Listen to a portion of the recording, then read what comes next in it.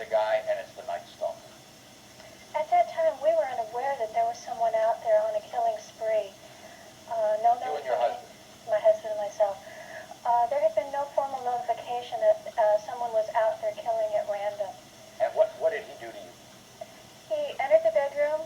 We argued briefly. He leaned over and shot me through the face. When I fell back onto the bed, my husband sat up. He then shot my husband in the side of the head. We both fell back on the bed, and we had a bit of a conversation between each other. We thought perhaps it was someone playing a sick joke. We couldn't believe the magnitude of what was happening to us. Then we became aware that he was standing there laughing. Later on in testimony, he would tell people from his jail cell that he liked to watch people wiggle like little worms before they expired after he'd shot them. I was very fortunate in that my husband found the strength and the courage to jump up and chase him out of the house. Meanwhile, still dodging 2 additional bullets. Even though he had been shot in the head, you were shot in the face. Yes. You pass out? No, neither one of us at any time lost consciousness. Later on, you helped, I assume, in the arrest of Richard Ramirez. He was not arrested for 3 more weeks. He was still on the loose.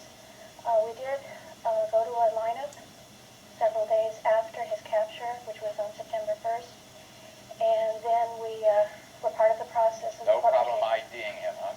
For myself, no, there was none whatsoever. I will never, ever forget that face. I talked to Richard Ramirez a few months ago, believe it or not, about another show. And it was an exclusive interview we did in August from Death Row in California.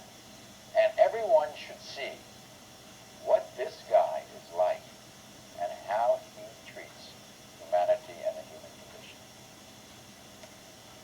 I think most humans have in them the capacity to commit murder. It is not because... No, we don't, Richard. They choose not to, not because they are morally superior, as they so commonly claim, but because they are imprisoned in a web of responsibilities, commitments, beliefs, and sentiments. Richard. And that would render murder an absurd gamble or ridiculous self-destruction. What do you think of somebody like that? He's the Richard Ramirez who you testified against? I feel nothing but scorn, disgust, and pity for him. I don't know if I would even feel pity for him. I do. For someone to be that sick, to be that evil. He was right in that we all have choices. He chose his path. He chose the death penalty every time he killed someone. I didn't make that choice for him through my testimony. Neither did anyone else. Just as Rose and myself and my husband Chris, we have chosen to be survivors, as thousands of other people out there have. He chose the path that he's taken. We have lots of questions for you, but as we leave, just answer me this. Shot in the face. It's amazing that there was not more damage done. The damage that is done is not always apparent to everyone.